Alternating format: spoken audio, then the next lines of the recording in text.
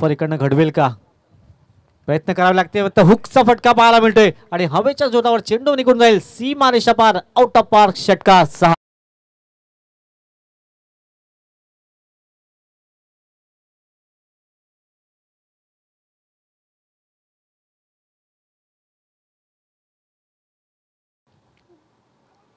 पुन्हा एकदा हवाई फायर मिड विकेटच्या डोक्यावर येतोय. खणखणीत दर्जेदार विकेएम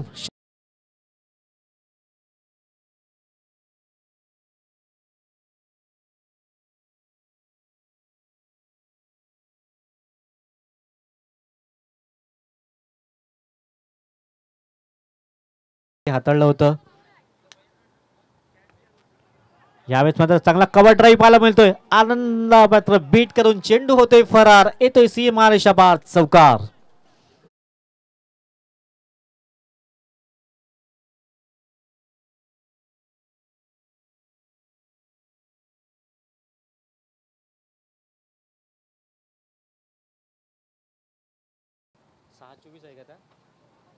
सहा 24 इक्वेशन. यावेळेस मात्र इंटू द गॅप मध्ये चेंडू होतोय फरार.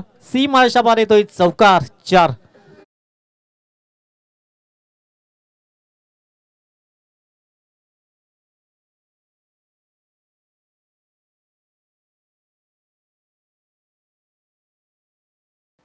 पाच आणि 20 ची आवश्यकता. यावेळेस मात्र हवाई फायर, फुलटॉस चेंडू मात्र सोडणार नाहीयेत. येतोय षटकार, 6.